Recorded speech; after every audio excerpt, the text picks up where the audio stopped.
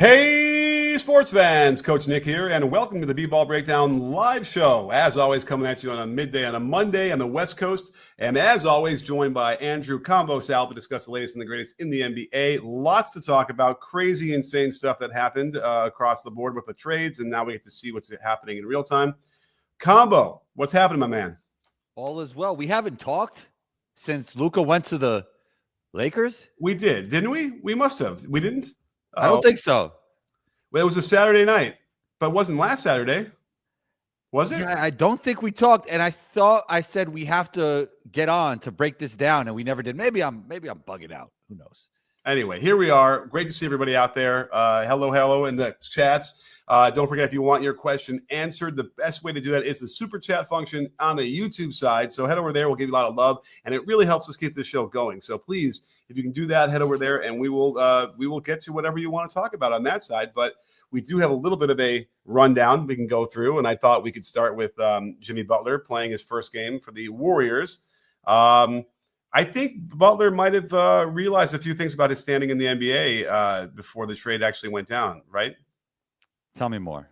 Well, it just seems like, he had a list of teams he wanted to go to. He had turned down the Warriors, didn't want to go there. And then I think after enough time, he realized, maybe not a lot of people want me, so I just better take whatever the deal is that they're offering. Yeah, it was probably either the Warriors or be in the same situation with the Heat for the rest of the season. Right. And by the way, they could have even just sort of I guess the Heat, it's on them if they do trade him, but he could have just opted in for $50 million and stayed with Miami at that point. Although at that point, he still would have had to have played. He couldn't. And I think he was willing to. It sounded like, I know he missed the plane and whatever was going on behind the scenes, but he seemed like he'd be willing to have played until he wasn't going to play anymore. And the Heat were like, we're not dealing with this.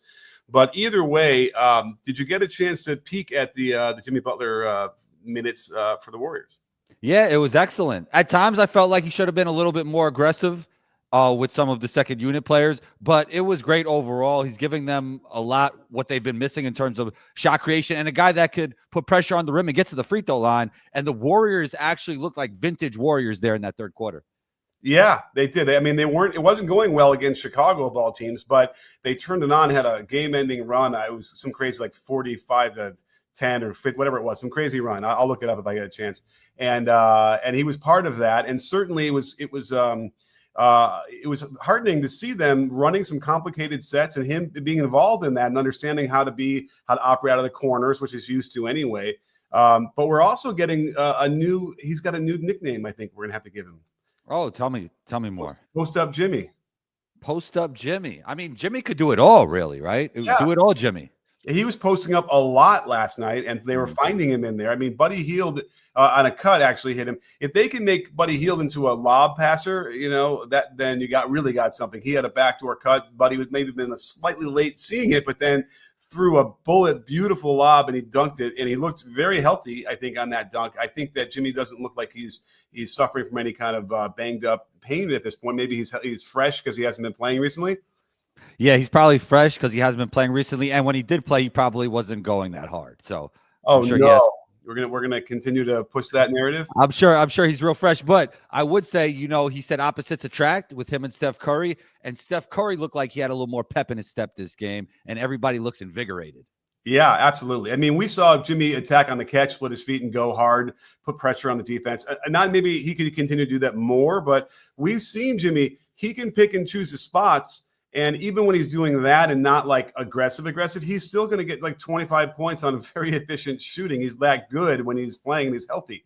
So, this is the kind of thing. But I guess I would have to say I was most encouraged by the post-ups because he just needs to learn a little bit more patience there. He had a post-up that got blocked where they were about to shape up on their split action out top where I think Curry was going to come around, or maybe his buddy was going to come around for a split screen.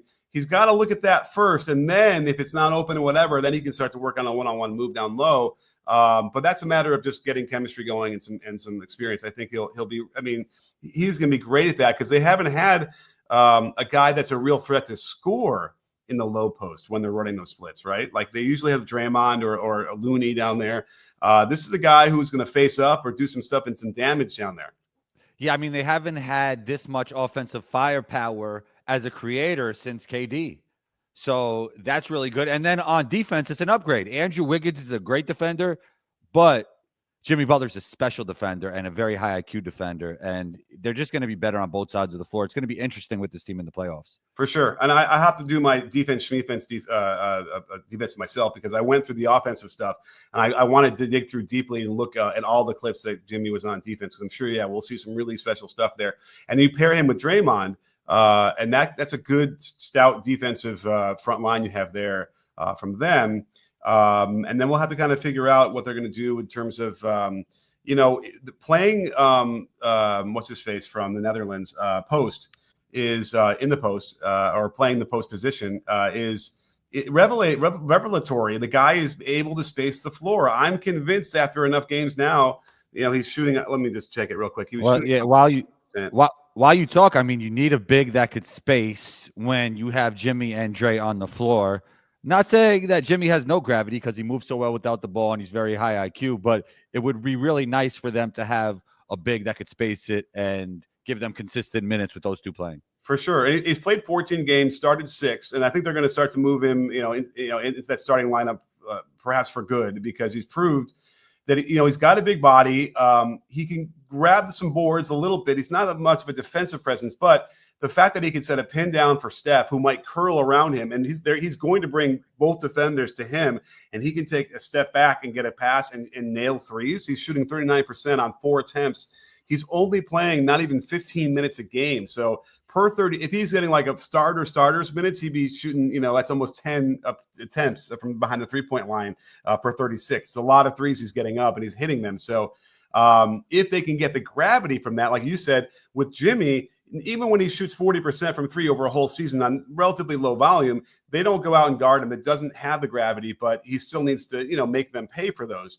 And I do think that Jimmy will continue to play. He shot pretty well this year, and I think with a little bit of help and some tuning up, I think he can get back to that 40% shooting because he'll be wide open on all those. Yeah, he's been very efficient as a shooter lately in his career, so that's going to be really good for the Warriors. I wonder if they could get those minutes up a little bit from 15 to maybe like 22 with post. So we'll see. I want to check. Let me see. Well, one thing I've been worried about with him would be the fouls. A big man, rookie. He's older. He's an older rookie, so maybe he'll get a little bit of more like respect, quote unquote. But how a lot of times those rookies get stuck with like the worst fouls and like the no benefit of the doubt.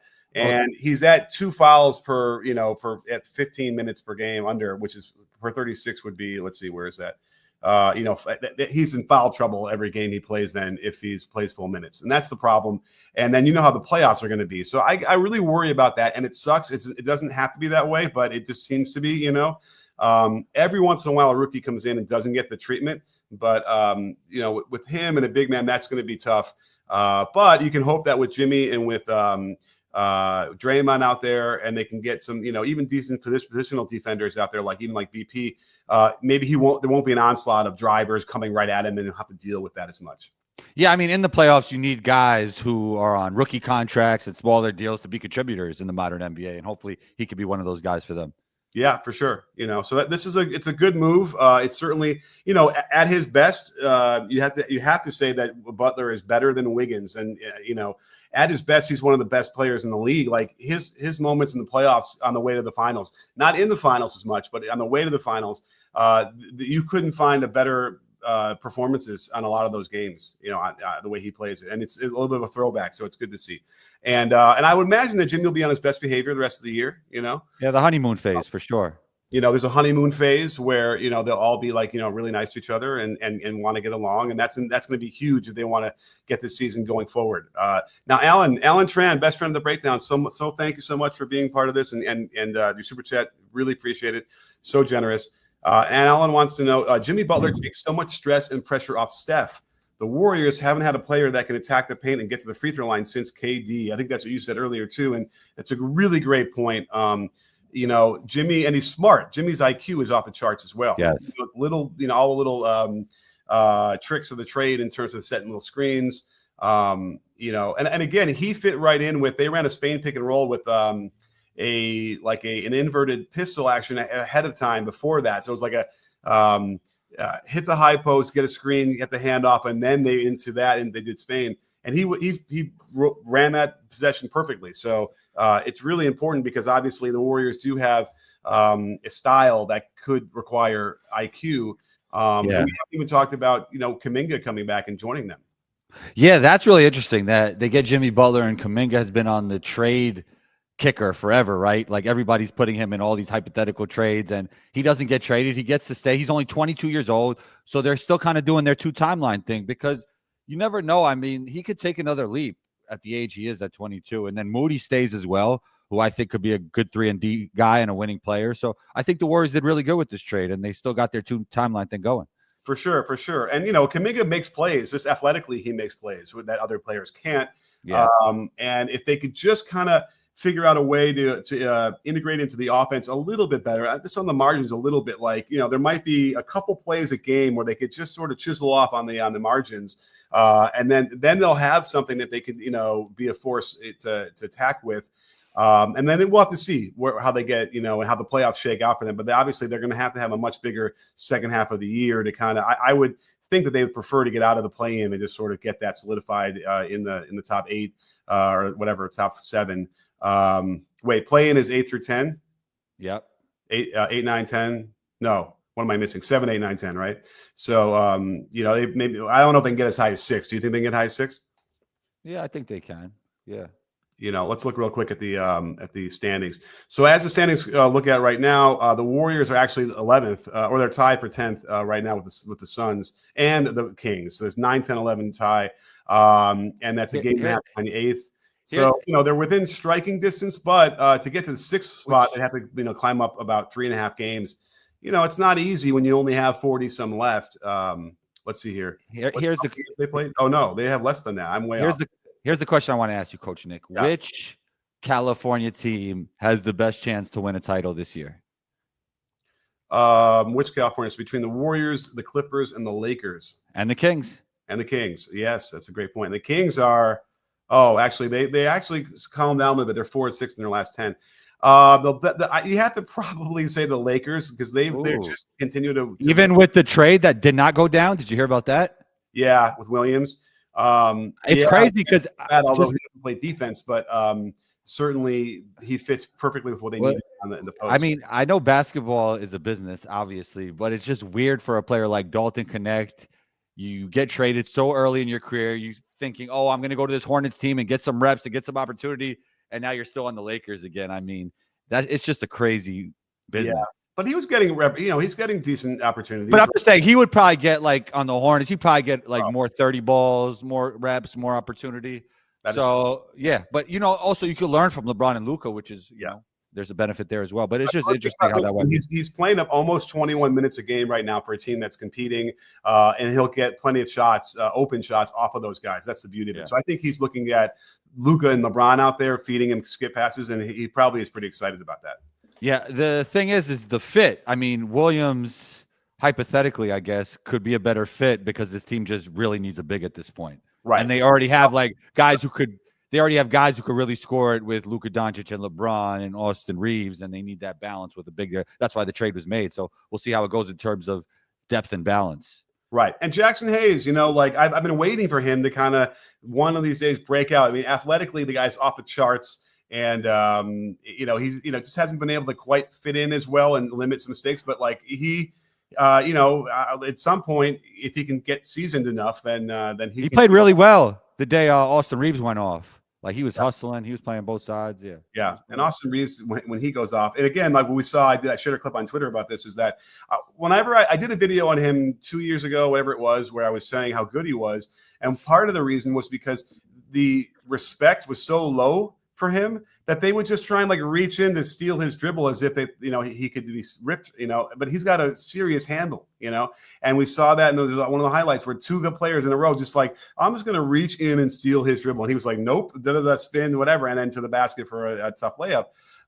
It's confounding to me that he's still going to get that treatment for whatever reason, looks or whatever combo. Did you ever have that to deal with where they just figured, oh, look at you, I'm just going to steal the ball from you? Yeah, I think before they saw me play, growing up in New York City, that definitely happened to me when I was going to a new place, but once they see how you play, I mean, usually things change a little bit.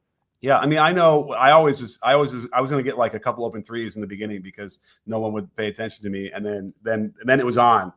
Yeah, right. I had to deal with that. But in fact, I was on the court yesterday with my son, or on the other day with my son, and I was trying to show him how to sort of no middle defense and how to stay, how to move your feet and no middle, whatever, and stay what's the square to the man. And I gotta tell you, I was doing some explosive moves, some skip dribbles, some tweens, and Okay. it felt, my handle felt great. I was about to pass out after about a minute of that straight, just FYI. But up until that point, it felt pretty good. That's good, man. You're getting back into it. I think that all the demonstrating stuff probably helped my handle over these years without actually doing the ball handling drills, because I couldn't do that when I was younger. I couldn't do tween cross like stuff. It was crazy. And I know I've demonstrated a little bit and probably been bad at demonstrating it, but sort of. But I got, maybe after enough time in osmosis or something, just thinking about and teaching it, I was able to do a lot better. So that was exciting. But now I have to find my cardio shape again. I have to get back on the treadmill. Yeah, no, cardiovascular health is really important, Coach. Yeah, I will say it's a big difference between doing that live and in like one-on-one, and it was intense for a minute, even just for 66 seconds. That's a lot different than running on a treadmill, no matter what. Oh yeah, that's why I like playing basketball for cardio. That's my favorite way to get cardio. Yeah. Well, Alan is back with us again for another super chat. Thank you so much, Alan. It's very generous of you and really appreciate it. You're always there for us, so thank you.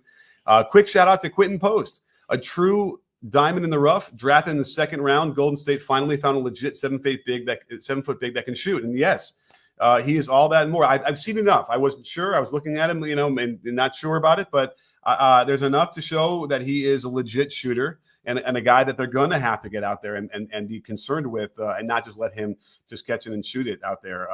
Jimmy got an assist to him, at least one on a drive, and a kick to the corner. And it's like, out of their offense, he'll find himself in the corner a lot and open. So that'd be a huge weapon for them. Yeah, no, he's definitely been great. And obviously, as you guys are saying, they never had a big that could space like this. And it's even more important now with Jimmy and Draymond getting a lot of minutes together moving forward. Yeah, absolutely. And let's see. And he's old. No offense, but let's see. How old is he? He's 24. He's a 24-year-old rookie. So that's actually not that old. I thought maybe he was 25, but 24. Oh, actually, he's about to be 25 pretty soon, in a month. But at any rate, yeah, but that's actually kind of good for them. What they need right now is someone who's a little bit more seasoned and has. Yeah, I mean, and if they move forward with Kuminga and Moody, he fits that timeline as well. So yeah, and that kind of makes Trace Jackson-Davis better, because coming off the bench for him is probably his sweet spot anyway.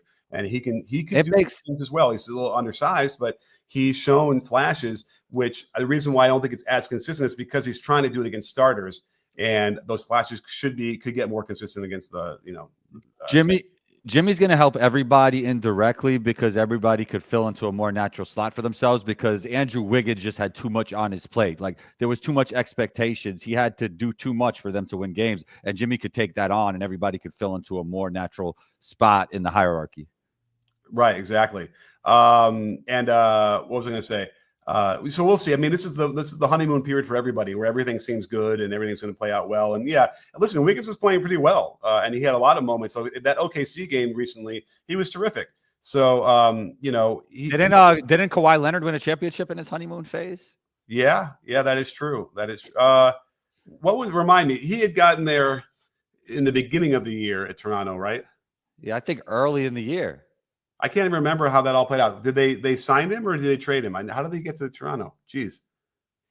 What is time? I can tell you that, I guess, if we look at it. Kawhi, I haven't even – let's see here. Kawhi was – you can't remember? I rely on you. He was traded in July, so in the middle of summer. So he was there for that whole year. Okay. So, by the way, the trade was him and Danny Green – to the Raptors for DeMar DeRozan, Pirtle, and a first-round pick, which became Keldon Johnson. It was a good pick for them. And then the 2019 first-round pick was top 20 protected. Oh, and so I guess that's how they got Keldon Johnson anyway. So, yeah. So was that worth it for them? What do you think? Were the Spurs giving up what they would have considered a broken-down Kawhi, who was not at that point, but they thought it was, and they got back let's see, the Spurs got back Pirtle, DeRozan, and Keldon Johnson. They subsequently turned DeMar DeRozan into what? You know what I'm thinking? Just thinking about all this. Like, obviously, it turned out well for the Spurs, and I'm not a conspiracy theorist, but I predicted Luka would go to the Lakers, but it just feels like people go where they're supposed to go.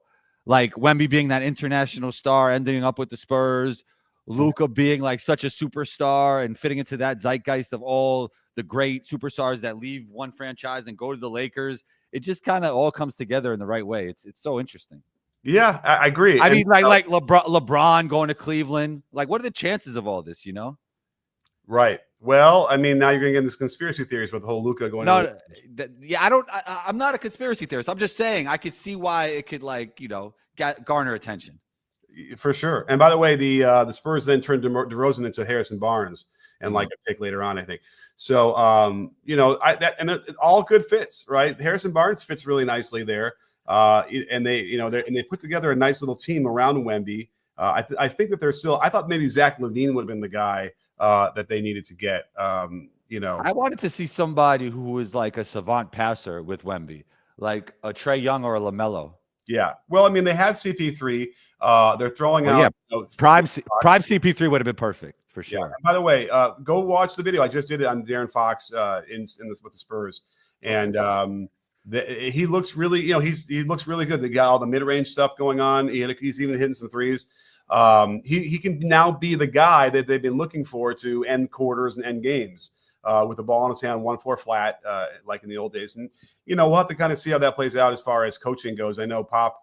I don't think he's coming back. It sounds like, but I don't know if they want to continue with Mitch Johnson. But we'll see if they can. They might upgrade there, and then that will give them going into next year. Then now they're going to really have something, and they better be pretty afraid of the Spurs. And they have some good young players that are improving. Like Castle's going to be really good moving forward. Yeah. He's sick. He gets off the floor. Yeah, I really liked a lot of his moves I'd seen. I went to see him here in LA a couple times. I think I missed a little bit of the jumping ability. Me too. I think I totally agree. Yeah, I mean, it's summer league. He had obviously the two-way ability. He could create better, like that point guard type role than I thought he could. I saw some of that there. But when I was watching him with Wemby, it was actually De'Aaron Fox's first game. Yeah, I didn't know he jumped like that. I did not know that. Yeah, crazy stuff. So he's got hops. So Castle, Vassell, we like that team going forward, and they have assets that they want to upgrade, maybe one more. But Fox is a pretty good position. Now the question you have is Fox and CP3 together. I don't know if I'm loving that passing of the torch. I mean, CP3 is not going to be there forever. Right. But what you need around them is like, good elite catch and shoot three guys. And CP3 can be that guy. He'll pass shots up sometimes. It frustrates the heck out of me. But if he can just kind of get more into the catch and shoot mode and spotting up, then he'll be the guy that they need. Otherwise, they don't have it. Muscle memory. I mean, that guy has had the basketball in his hands for years, right? He was never a catch and shoot guy throughout the course of his career. And that's kind of why it went south with James Harden. He felt like he was just there standing around waiting for James. So. Right. Exactly. So what else? Yeah. Yeah. I mean, we could ridiculously, AD gets injured. I wish we could take injuries off in basketball. I've suffered my own injuries. They're the worst. But the very first game, Coach Nick. And non-contact on just a little, groin on a weird. It wasn't even like a weird step. I was expecting to see something like a stutter step or something. And so, I don't know. I guess like if this was a movie, this part of the movie, first of all, it was all unbelievable with the whole trade. But then he goes and plays his first game and gets injured. To be like, this is not even real. If this was a movie, I know, and they looked really good with him. And he was bringing the ball up, which is a nice little thing. And they had Gafford alongside him, so he had the center. And so he can, if they do it like that when he gets back, and the report was like weeks, he'll be back again, which. By the way, and then we talked about, where the Warriors can end up and whatever. But like, if you look at it, everyone's played 50 plus games. So there's only, 30 games left. And, to move up the stands, to move up 3 or 4 games with 30 games left, that ain't so easy, because everyone in front of you, they're going to win a bunch of games too. You got to win that much more than them. And that makes it really difficult. So, but things happen, injuries happen. So that could affect all this stuff. But to see, so AD doesn't have a lot of time. Like if he misses, 2 weeks, that's, eight, 9 games, so now there's only 15, 18 games left for him. I talked about this on the other show. If the Lakers lose in the first round, it's not the end of the world. If the Mavs lose in the first round, like that is horrible because they leverage their whole future, Yeah, right. Well, and that goes back to like the terrible deal for the Mavs, right? Like, to only get one first back from that just seems, even though they got AD, precisely because of what happened to AD, it's hard to believe that's all. And, there's a lot of conspiracy theories. There is one conspiracy theory that's true. I don't know which one it is, but there is one out there, I'm sure. It's not what we know. It's not what we heard. There's pieces that are probably true. Like, I imagine maybe they didn't want to pay the Supermax. Okay, maybe. But I think that is not – I think, Windhorst goes on and saying it's not a conspiracy. Like, they didn't feel like – according to them, that he was in good enough shape or, they were concerned about injuries, and that's why they felt like they didn't want to make that kind of investment. So I don't know if that's a conspiracy. That's really how they felt. Was it the right way to feel? Absolutely not. Like, you got to pay that guy. But if you do it that way, what you end up doing is not how you would do it, right? I think that's the problem. You wouldn't just middle of the night trade him. Well, the thing is that he didn't want to mess. He didn't want like some Jimmy Butler type thing and Luka being there knowing he's about to get traded and then everything goes crazy while Luka's there. But you don't get nearly the return you're supposed to get doing that. So that mess is worth the return. It made no sense. Right. Right. Exactly. It looks like if you are talking about the future, then you got to take care of the future. And then the weird cryptic things like the future to Nico Harrison is a couple of years. Like, maybe he's not long for this job is what the whispers are coming out now. And it's like, it's like I don't know what's going on. The real proof would be is if Nico Harrison isn't the general manager after X amount of time, what's his next gig? Like that might end up giving us the Lakers. Info. The Lakers. Okay. I mean, listen, there's all sorts of stuff about the, LeBron and owning a franchise in Vegas and all sorts of stuff. So crazy. I don't know. Excuse me. How would you feel if Nico ended up on the Lakers after trading Luka to the Lakers? What would he be doing at the Lakers, though? I don't know. Just on the staff. Okay. I mean, everyone likes. Think about those conspiracy theories. Yeah, I mean that's the key. You got to look at where he goes next if he doesn't stay in Dallas, right. and that would again give us the insight we're looking for. But either way, it certainly put another sort of it juiced the NBA a little bit in a time where they needed it, right? I mean, as they're coming out of the NFL season, and the focus will now naturally turn back to the NBA anyway. What a way to kick it off and then ride this through into the playoffs. Yeah, I totally agree. That makes sense. We're all going to be watching the game tonight, right? Yeah. What time's the game, by the way? I think it's 10 my time. Oh, so it's normal. It's a home. Let me see here. I didn't even check, but I got to get that going. Then they're playing Utah, so it's not a huge pressure on them. They should win the game either way. But 7:30 my time. So I'll probably get the video prep for tomorrow, so be ready for that one. Right? I wouldn't be surprised if Luka gets 40. Really? Yeah, I think his teammates will help him do it too. Okay. All right. Yeah. I mean, like, I wonder if he's one. Not that he needs help to get 40, but right. What I'm saying. But you can get it helps. Yeah. I'm wondering what he feels in terms of what LeBron's going to be willing to do to let him be him, to let Luka. I'm sure they've had these discussions.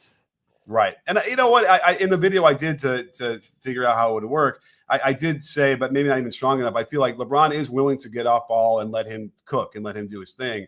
It should save LeBron. It should, extend his career and all that stuff. So I would hope that LeBron would have no problem just sort of letting.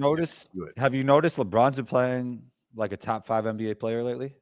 I don't know. I have not noticed that, but is that really what you've seen? Yeah, he's had a 40 ball recently. We could go and isolate real quickly if you want. Yeah, go like last 10 games. Look at the stats. Last 10. All right, let's do it. So let's go Lakers. I hit the Pacers. Lakers, where are you? There you are. And you want last 10. All right, let's do that. Let's do this. So LeBron in the last 10 games is played in 9 of them, and he's averaging 27 points a game, 52% shooting overall, 35% on threes, 9.8 assists and 9.2 rebounds. So yeah, I'd say that's almost a triple double at 40. Yeah. I wonder if I go like last 5 games. And then when you actually watch it, I mean, he's playing with burst, he's playing with pop, he's He's engaged. Yeah. And that game, Luka was on the side. He was really engaged. Like, Yeah, right. Luka almost gave him some, almost like how Steph had a little extra pep in his step. It was the same for LeBron with Luka. Yeah. And in the last 5, he's LeBron is at 31.3 points a game, 54.2% from the field overall, 48 from 3. And remember, we had that stretch. We had the 3 in a row against the Warriors, which is insane. And then 10 rebounds, 10 assists. So he's averaging a triple-double, a 30-point triple-double the last 5 games, which, by the way, pales in comparison to what Jokic is doing overall for the whole season. Yeah, Jokic is in his prime, man. So it's I mean, fair enough. But Jokic is not getting the kind of hype he should be getting either. I mean, everybody knows Jokic is the best player in the NBA, I think. Okay, yeah. I mean, but I think everyone also sort of maybe knows that SGA is going to end up winning the MVP. Yeah, I mean, SGA is great, but Jokic is the most valuable player in the NBA. Yeah. Well, one day we'll have to figure out what the most valuable player actually means. I think we've been talking about this for years, right? Years, and I still don't know. So, Well, yeah, I guess you're right. Just more the most impact on winning, right? I think it's Jokic. He has the most impact on winning. Well, by the way, I don't know if we finished completely the AD and Dallas fit, just because I feel like I had a couple other ideas. But what was I saying? Oh, you know what it did? I was watching the Houston game. It forced Houston to play Steven Adams and Şengün together. And I looked that up. They almost didn't do that at all up until that game. So that's interesting. So Dallas will be able to force teams to change up their lineups to go big when they play Gafford and AD alongside each other. And that's interesting because you always want to be able to force a team to have to adjust to you. So that's something there. And again, I think I said we did do the show after the Luka trade. We did talk about it. And I know I said, I was probably more intrigued by Dallas, what they can do now with Kyrie as the tip of the spear and AD behind him. Obviously I've been talking about how good this is for the Lakers, but I would say the one interesting thing in all this, if Kyrie could win as Batman, I mean, we have to look at Kyrie differently. I mean, we all know he's one of the most skillful players to ever play in the NBA, but he has to start getting in that top 15 conversation, top 10 conversation if he could win a championship as the guy, right? As the lead, he has the leader. He has to figure that out a little bit. Now that's different, especially at his size. We haven't seen anything like that since I guess Steph you put it in there, but like Isaiah Thomas, that's really special. Oh, absolutely. Where was Saturday? Oh, was it Saturday's game? Let me just see. How did Kyrie do alongside AD? Where is that? Here it is. He always does good, I think. I mean, where's the box score here? So Kyrie, Kyrie did not shoot well at all in that, even though they beat him, by 11. So that's interesting to me, indicative of nothing so far, but we'll have to keep our eye on that and watch. One thing that was intriguing was, we obviously the AD ball screening for Kyrie was happening, step up screens, but we did see Kyrie set at least one ball screen for AD, right? And that's always exciting to see. And they could definitely squeeze a lot out of that. I know AD was getting some pick and rolls as a ball handler, and that just kind of gets their offense kind of varied. But they need that if they're going to have PJ Washington and Gafford alongside him and Kyrie. They need another guy who can be a ball handling threat. And if it's AD from the elbow getting a ball screen out of horns, okay, if you guys follow that, that could put a lot of pressure on the defense for sure. And then defensively, Washington, Gafford, AD. That's a serious front line defensively. Yep, defensively they're going to be good. Do they have enough top-end talent to win a championship offensively? Offensively, I think, yeah. I mean, because AD and Kyrie have always been second guys on their championship teams. Yeah, it's a good question. And then you have, and then you lose a whole lot of creation with and AD doesn't really make up for that in terms of creating from the perimeter, right, and handling the basketball. So right. it's gonna be a lot on Kyrie. He was doing a little bit, and he was facilitating a little bit too with some passing. So but it's not the traditional role that we were expecting it from someone else on that team. So yeah, they're stretched a bit thin, but when the playoffs come and all the rotations get shorn down, and you're going to only have, who's going to end up playing is you'll have Spencer Dinwiddie off the bench for 20 some minutes. Probably Exum. You're right. And Max Christie, by the way, looked pretty good. So what happens if Max Christie becomes a guy who you can rely on a little bit? That might be one of the, I don't know if I can call it the steal of the trade, but if Max Christie continues to develop and be a bona fide, legit NBA player, then that's a great, then maybe the Mavericks trade ends up being a little bit better for them. The problem is they didn't get the picks. They needed the picks. They needed at least, I don't know. You need at least 2 first round picks. This trade was not good for the Mavericks. And like maybe unprotected or like lightly protected, So that's the problem. But yeah, as it is now, AD couldn't make it through the first game after 30 minutes of playtime, and it'll be a while until he gets back. And those are lingering too. I get worried about the hamstrings and the groin injuries. It's better than obviously getting a knee injury or something, but these linger for a little while sometimes. Yeah, I agree. Soft tissue injuries. Yep. Well, what else is there to talk about? Anything? I think that's good. Unless somebody has a super chat. Yeah, no, I think we got the. Unless someone throws a super chat out there right at the end here. Hey, Andrew Zoo, we haven't seen Andrew in a while. Thank you so much, Andrew. Great to see you.